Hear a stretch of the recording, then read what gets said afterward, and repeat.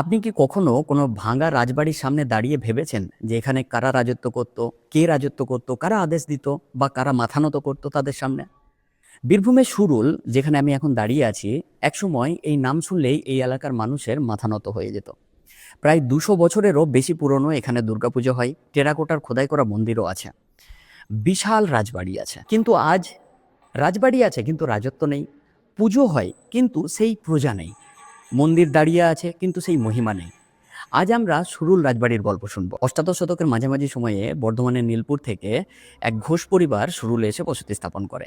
এর অনেকের মধ্যে এর মূল একজন ব্যক্তি হিসেবে শ্রীনিবাস সরকারের কথা বলা হয়। তিনি ব্রিটিশ ইস্ট ইন্ডিয়া কোম্পানির সঙ্গে ওই জাহাজের পাল তৈরির ব্যবসা শুরু করেছিলেন। ব্যবসা ফুলে ফেঁপে উঠলো, অর্থ এলো, ক্ষমতা এলো এবং ব্রিটিশরা তাকে সরকার উপাধি দিল। তারপর বিশাল রাজবাড়ি তৈরি হলো, যেটা এখন দেখা যাচ্ছে আমার পিছনে।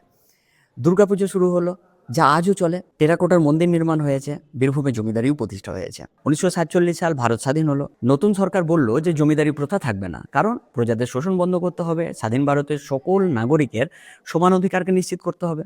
১৯৫৩ সালে পশ্চিমবঙ্গ বিধানসভাতে একটি আইন পাস হয়, West Bengal state acquisition act ১৯৫৩।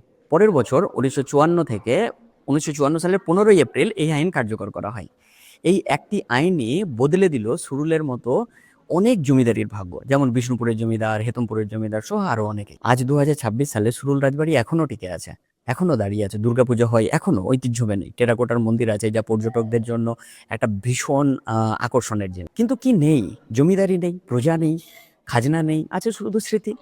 Surul সরকার পরিবার আজও রাজবাড়িতে থাকেন, কিন্তু তারা এখন সাধারণ নাগরিক, আমাদের মতোই। ইতিহাস আমাদের কি শেখায়? ইতিহাস শেখায় যে ক্ষমতা এবং সম্পদ চিরস্থায়ী নয়। এই জমিদারির বাড়ির দিকে তাকালেই প্রতিটি কোণে কোণে দেখা যায় যে এখানেই একসময় বৈভবপূর্ণ জীবনযাপন রাজারা এবং রাজপরিবারের বা জমিদার পরিবারের নাম মানে মানুষেরা করতেন।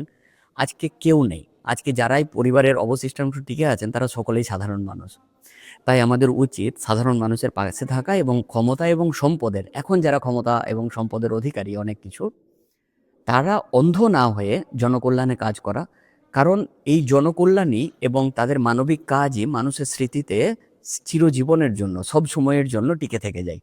আর সেই টিকে থাকাটাই তাকে অমর বানিয়ে দেয়। কারণ কোনো মানুষ চিরস্থায়ী নয়, সকলেই মরণশীল। কিন্তু মরণশীল হয়ে যাওয়ার পরও যদি তাকে স্মরণ করে কোনো মানুষ, তাহলে সেই স্মরণটা শুধুমাত্র তার কাজের জন্য, তার সম্পদ বা বৈভবের অন্ধ ভালোবাসার প্রতি নয়।